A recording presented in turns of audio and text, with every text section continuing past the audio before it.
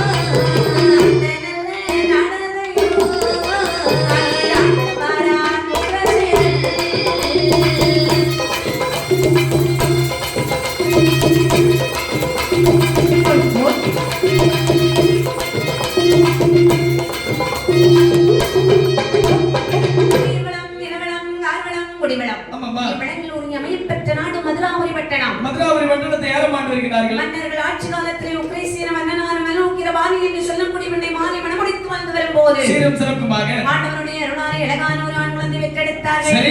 பெற்றெடுத்த குழந்தையின் பலாபலனை பார்த்தார் ஜோதிரியானவர். மன்னவா, குழந்தை நாட்டில் இருக்கக்கூடாது, நாடு கடத்தி விடுவது நல்லது. ஆகட்டும் என்று சொல்லி குழந்தை நாடு கடத்தக்கூடிய நேரத்தில் அதாவது இந்த பேழையிலே மிதந்து வந்த குழந்தை யார் எடுத்தார் என்று சொன்னால் ஆரியரசன் திருத்தேவி. அவர்கள் கண்ணிடத்து கம்சமாத்திரத்தில் வந்து நன்மையினால் கம்சன் என்ற பெயரை சொல்லி வளர்த்து வரும்போது 5 வயதான போது குருகுலத்திற்கு அனுப்பி வைக்க பற்றுமுள்ள வானகர்கள் ஆற்றில் மிதந்து வந்த அனாதை என்று ஏளனமா பேசுறாங்க. வார்த்தை காதலை கேட்டான் கம்சராஜனானவன் இரவோடு இரவாத வழி கிடந்து சராசந்த மன்னனுடைய நாட்டிலே வருகிறார். அங்கு வசுதேவர் என்று சொல்லக்கூடிய ஒரு அண்ணாவி இடத்தில் குருதட்சணை கொடுக்காமல் குரு வித்தைகள் அனைத்தும் படைத்து வர்றான்.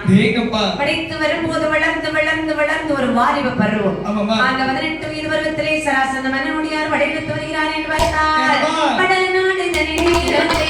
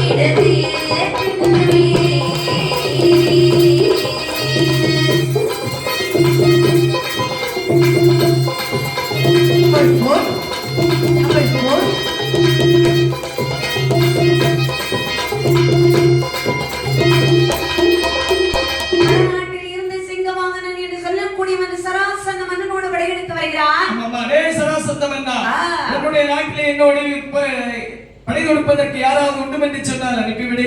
இல்லை சொன்னால் நீ உன்னுடைய நாடே நாட்டு மக்கள் அனைவரும் எனக்கு கப்பப்படம் கட்ட வேண்டுமடா. வார்த்தை ஆதரித்தால் மன்னனானவர் உடனடியாக இவரை சாட்சி சொல்லுகின்றான். வடநாட்டில் இருந்து வந்திருக்கக்கூடிய சிங்கவாகனனை யார் ஒருவர் கொன்று வென்று வருகின்றார்களோ தன்னுடைய மகளை மணமுடித்து கொடுத்து நாட்டிலும் பேர் பகுதி கொடுப்பேன் என்று வரை சாற்றினார். ஆகட்டும் என்று சொல்லி உடனே கம்சராஜன் காதலை கேட்டார். உடனடியாக குருதேவனிடத்தில் விடை வாங்கிவிட்டு சிங்கவாகனோடு வந்து போர் புரிந்து சிங்கவாகனனை கொண்டான். வீரத்தோடு மன்னன் முன்பதிலே வருகிறான். மன்னர் சொல்கின்றார், வீரனே மகளை உனக்கு மணமுடித்து தருகிறேன். ஊர் என்ன பெயர் என்ன தாய்ந்தர்கள் யார் என்பதை என்கிட்ட கூறு. மந்திரமாதிரி மற்றும் என்னுடைய நாடு ஆரியரசன் திருத்தேவி என்னுடைய தாய் தந்தையர். உடனடியாகவே ஆரியரசன் மன்னனுக்கு நீட்டோலை எழுதி கொடுத்தார். பாண்டியன் தூதுவனான்மை நீட்டோலை வீட்டோலை கொண்டு வந்து மன்னன் முன்பதிரை கொண்டு கொடுக்க ஒரு விரித்து விடைத்து பார்த்தார். மன்னன் நினைக்கின்றார் வீடு பக்குவத்திலே மந்திரமாதிரி வட்டணத்தை ஆட்டி அசைத்தவன் இந்த கம்சராஜன். மனமுடித்து மகனும் மகனும் வந்தார்களேயானார் நாட்டை விட்டு வைப்பானா அப்படி என்று சொல்லி சின்னஞ்சிறு வயதில் மிதந்து வந்த பேழை அப்படி கையோடு எடுத்துட்டு வர பேழை எடுத்துக்கொண்டு வைக்கக்கூடிய நேரத்தில் பார்த்தான். மதுராபுரி வட்டணத்தை ஆண்டு வரக்கூடிய உக்கரீசன் மன்னனுடைய மைந்தனின் வாசகத்துக்கு கண்ணன் மன மகிழ்ச்சி அடைந்தான். அவர் வெறிநிறுத்து மன்னர் அல்லவா? அதாவது நாமெல்லாம் ஒரு சிற்றரசன். உக்கரீசன் மன்னனும் அரசர்க்கெல்லாம் அரசன் ஒரு வேறரசன் அல்லவா? நம்ம மகளை சும்மா கல்யாணம் பண்ணி கொடுக்க சொல்லி அப்படி மனம் முடித்து கொடுத்த போதே கல்யாணம் தான்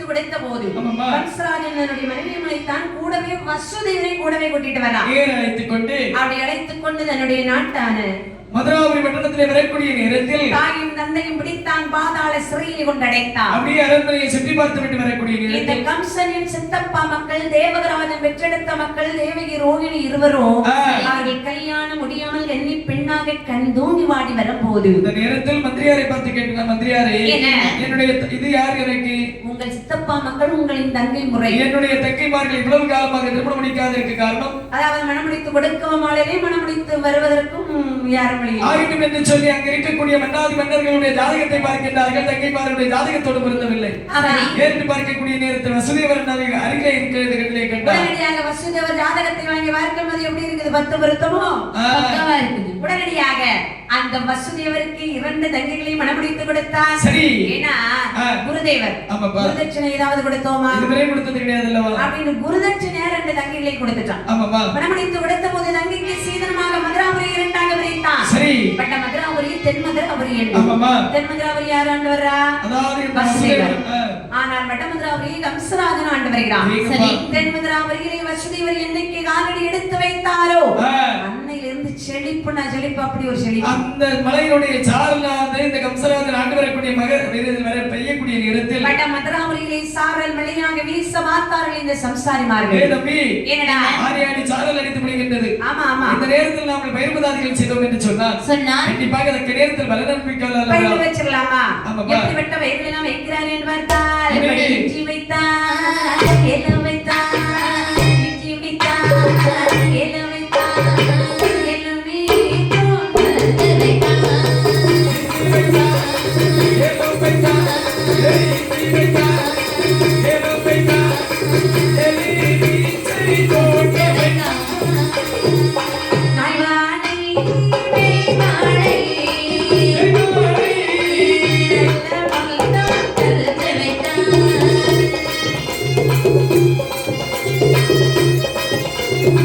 Good.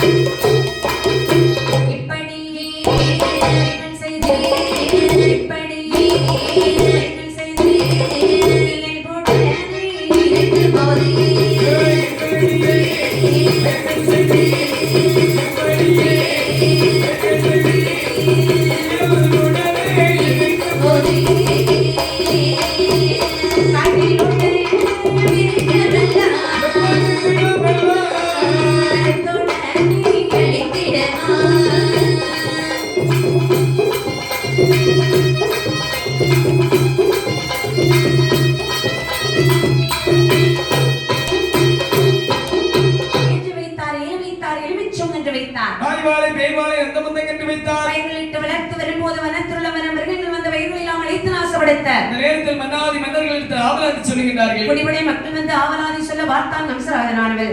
வேட்டைக்கு போக வேண்டும், இனி எப்படி வருகிறான் என்று பார்த்தார். வேட்டைக்கு போக வென்றே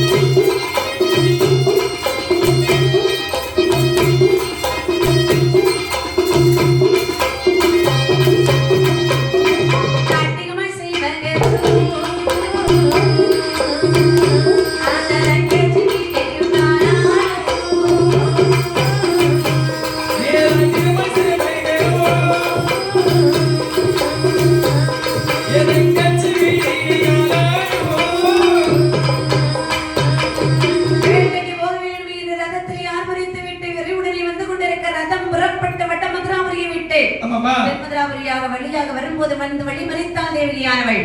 அண்ணா இவ்வளவு வேகமா போறீங்களே, எங்க போறீங்க? காரியத்துக்கு வேட்டைக்கு செல்கிறேன். நாங்கள் வருகிறோம் அண்ணா. காரியத்தில் வேட்டையாடக்கூடிய நேரத்தில் கண்ணியர்கள் துணை ஆகாது என்று சொல்வார்கள். வேட்டை ஆடுவதை அருமை தங்கையர்கள் பார்த்தாகனு நாங்க வர்றோம். உங்களுடைய பிடிவாதம் உங்களை விட்டு ஒருபோதும் போகாதா? பாருங்கள் போகலாம் என்று சொல்லி தங்கிமார்களை அழைத்துக் கொண்டு வனத்திலே வந்து அடர்ந்த மர சோலையை அமர்த்தி விட்டு வனத்திலே வந்து வேட்டையாடினான் கம்சராஜன். வேட்டையாடி நகனமற்ற மாமரத்தின் அடியே வரும்போது தேவியால் முகமாடி இருக்கின்றார். செல்வமே மாடாத கமலம் மாறி இருக்க காரணம் என்னம்மா? அண்ணா தண்ணீர்க்காக மாறி இருக்கின்றது. இதோ இந்த மாமரத்திலே இருக்கும் இந்த மங்கனி எனக்காக வைத்து தரக்கூடாதா? என்னுடைய தங்கைமார்களுக்கு இல்லாத மாமரத்தில், அதாவது மாங்கனி இந்த மாமரத்தில் இருப்பதா? அப்படி என்று அறுப்பதற்கு ஒரு கடை கொடுத்தான். அறுத்த கனியானது கீழ்விழாமல் இருக்க செருப்பதற்கு ஒரு கடை கொடுத்தான். வாங்கினான் 8 கூறாக வந்தான். தேவகிக்கு சாப்பிட கொடுத்தான். சாப்பிட்டால் தண்ணீர் தாகம் ஓரளவு இருந்தது. விரைவாக வந்துட்டு இருக்காங்க. இந்த மாங்கனியின் முதுமை என்ன தெரியுமா? 3 வருடம் சென்றால் அந்த மரத்தில் ஒரே ஒரு பூ பூக்கும். 3 வருடத்தில் அந்த பூவானது பிஞ்சாக மாறி இருக்கும். 9 வருடம் சென்றால் பிஞ்சாக இருப்பது ஒரு காயாக மாறும். 12 வருடம் முழுமையடையக்கூடிய நேரத்தில் காயாக இருக்கக்கூடியது கனியாக வேதியிருக்குமா? இது யாருக்கு சொந்தப்பட்டது? அதாவது கிரிகமலை சார்வதிலே வரத்துவாசர் முனி விருந்தகம் செய்து வருகின்றார். அவருக்கு உரிய மாங்கனியாக இருக்கின்றது. அந்த அவமானம் முடிந்தது. ஓடோடி வந்த மாமரத்தின் இடையே வந்து கரத்தை நீட்டுகின்றார். மாங்கனியானது விலகில்லையா? மேலே எட்டி பார்த்தார். மாங்கனியை காணவில்லை. தன்னுடைய மூலக்கண்களை மூடி ஞானக்கண்ணால் பார்க்கும்போது பார்க்கக்கூடிய நேரத்தில் கம்சராஜன் மாங்கனியை வரைத்து தங்களுக்கு கொடுத்திருப்பதை அறிந்தார். கோபத்தோடு சாபத்தை கொடுக்கின்றார். 12 வருடத்திற்கு ஒரு முறை உணவாக இந்த மாங்கனியை பறித்து கொடுத்து விட்டாய் அல்லவா?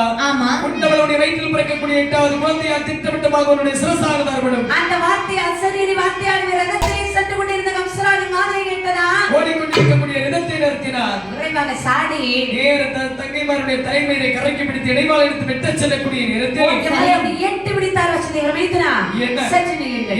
என்னுடைய மனைவி நீங்கள் எதற்காக விட்டு வருகின்றீர்கள்? வார்த்தை உங்களுடைய காதிலே கேட்கவில்லையா? இவளுடைய வயிற்றில் பிறக்கக்கூடிய 8வது குழந்தையால் என்னுடைய சிரசாக தரப்படும் என்று திட்டவட்டமாக சொல்லிவிட்டு மைத்துனா என்ன அவள் வயிற்றிலே பிறக்கக்கூடிய குழந்தையினால் தானே உங்களுக்கு அழிவு. உண்மைதான். அவளால் அழிவு இல்லை அல்லவா? ஒருபோதும் கிடையாது. என்னுடைய மனைவியின் வயிற்றிலே எத்தனை குழந்தைகள் பிறந்தாலும் உங்கள் கையில் தந்து விடுகிறேன். என்னுடைய மனைவி நீங்கள் வெட்டாதீர்கள். தங்களை எப்படி நம்புவது? என் மீது நம்பிக்கை இல்லையா? சத்தியம் செய்து தரட்டுமா? அதாவது என்னுடைய மனைவியின் வயிற்றிலே எத்தனை குழந்தைகள் பிறந்தாலும் உங்களுடைய கையிலே தருவேன். இது சத்தியம். சத்தியம் செய்து கொடுத்த போது சத்தியத்தை நம்புவானா? சத்தியத்தை நம்புவானா? சத்தியத்தை நம்புவானா?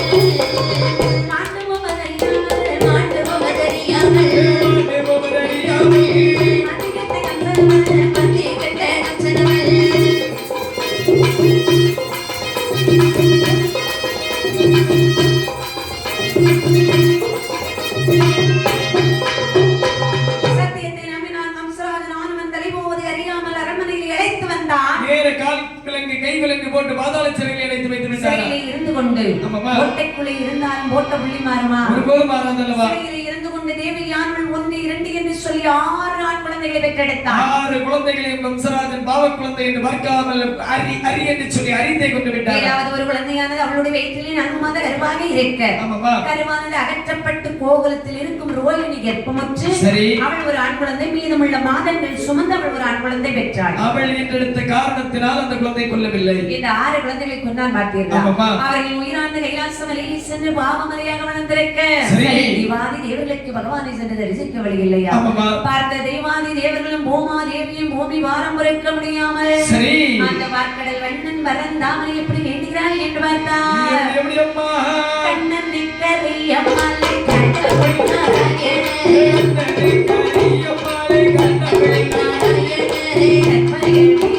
துளசி மாலையணி தம்போரானே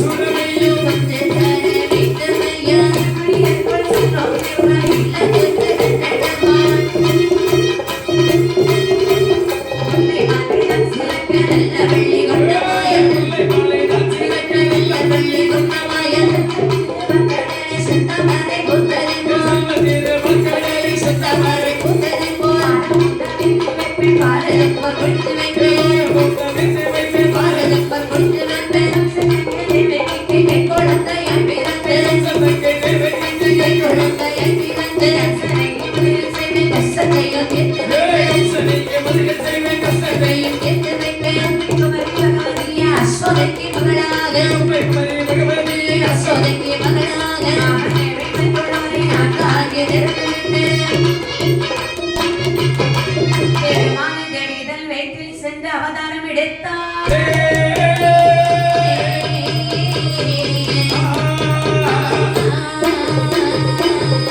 தேவாதி தேவர்கள் எல்லோரும் பார்க்கடல் வெண்ணன் பிறந்தாமனை மனம் ஆற வேண்ட பார்த்தார் எம்பெருமான் சொல்கிறார். ஒன்றுக்கும் கவலைப்பட வேண்டாம், எதற்கும் கவலைப்படாதீர்கள்.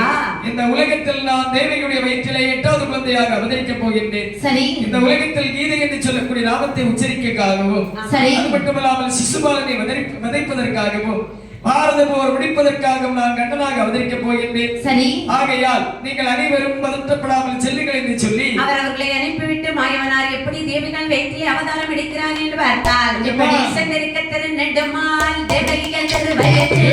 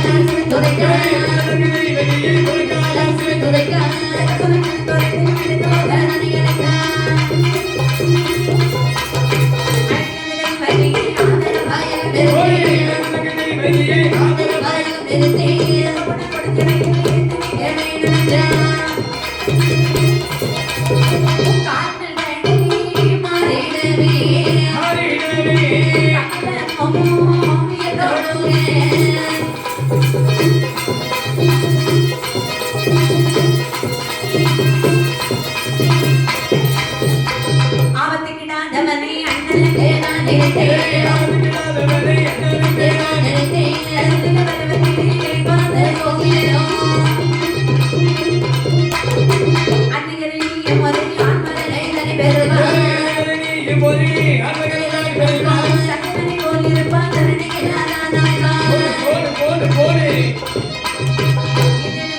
போலிருப்பான் ராட்சியம் எல்லாம் வாழ்ந்தான் நான் சொன்ன சொல் பொய்யாக போனது என்றார்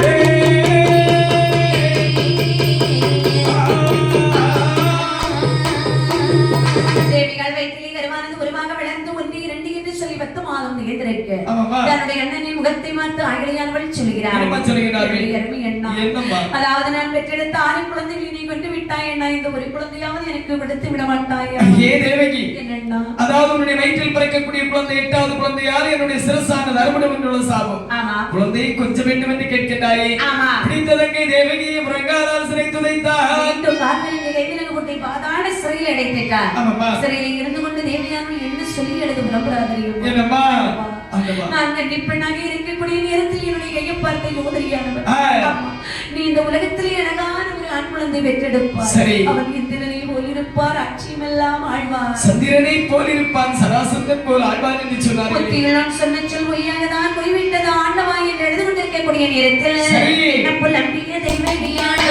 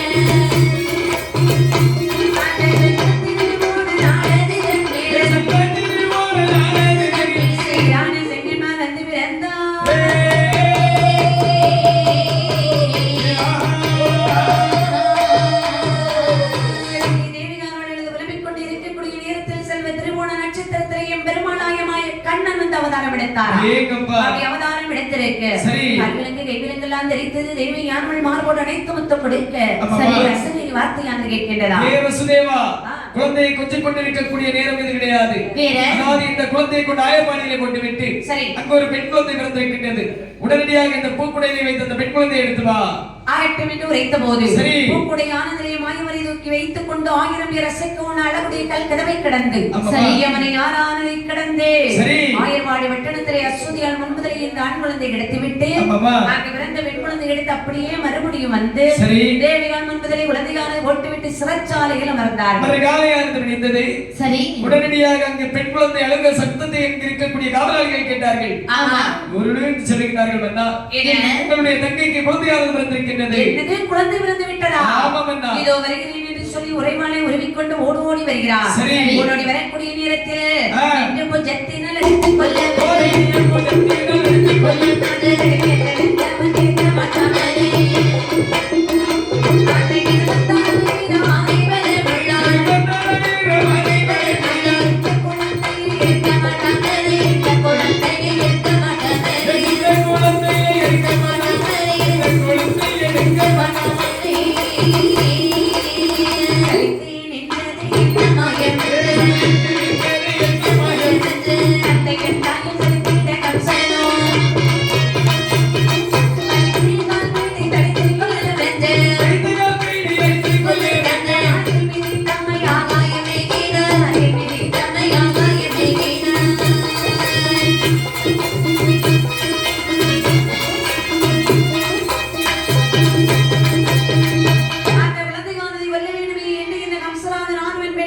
இவன் காலை பிடிச்சு மேல தூக்குறான் ஆமாமா. அந்த குழந்தை இவனை கீழே இழுக்குது ஏங்கப்பா. பார்த்தாள் குமரி பகவதியானவள் 26,000 பலமுள்ள கம்சராஜன் அங்க இருக்கக்கூடிய காவலாளிகள் அனைவரும் கைகொட்டி சிரித்தார்கள். உடனடியாக ஆமாமா. குமரி பகவதி அம்மையானவள் அந்த கம்சராஜன் மாதிரி எட்டி உதைத்தாள் அந்தரத்திலே வந்தாள். ஏ கம்சா, அதாவது உன்னை நான் நினைத்தால் ஒரு நொடியில் கொண்டிருப்பேன். சரி, கேவலம் என்னுடைய பாதத்தை தொட்டு விட்டாய் அல்லவா?